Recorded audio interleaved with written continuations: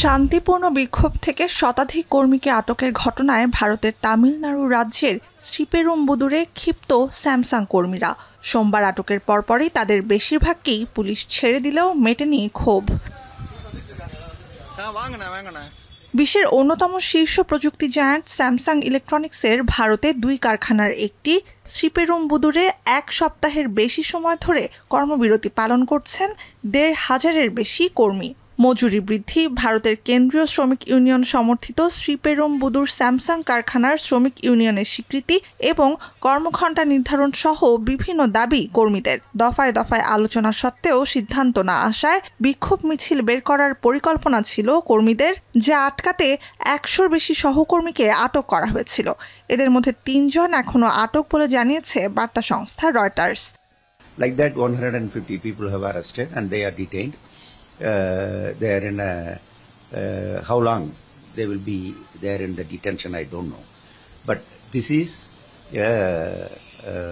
totally unfair.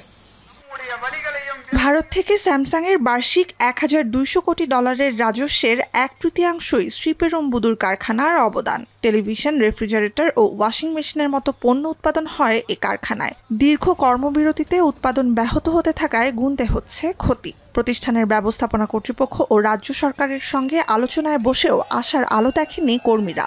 বাইরের শ্রমিক সংগঠন সমর্থিত অভ্যন্তরীণ শ্রমিক ইউনিয়নে স্বীকৃতি দিতে রাজি নয় স্যামসাং। এমন পরিস্থিতিতে বিক্ষোভ আরও জোরদারের হুমকি বিক্ষুব্ধদের। If this continues, then we have to take further serious decisions in support of Samsung, like boycott of food and other things. এদিকে গেল কয়েক বছরের মধ্যে ভারতের শিল্প খাতে এ ঘটনাকে দেখা হচ্ছে সবচেয়ে বড় অস্থিরতা হিসেবে। বিশেষ করে দেশে বিদেশি বিনিয়োগ বাড়াতে ভারতের প্রধানমন্ত্রী নরেন্দ্র মোদীর মেক ইন ইন্ডিয়া পরিকল্পনা এবং 6 বছরের মধ্যে বৈদ্যুতিক পণ্য উৎপাদন 3 গুণ বাড়িয়ে $50,000 কোটি বাজার তৈরির লক্ষ্য অর্জনের পথে এই আন্দোলন বাধা হয়ে দাঁড়াতে পারে বলে শঙ্কা জোরালো হচ্ছে বিভিন্ন মহলে।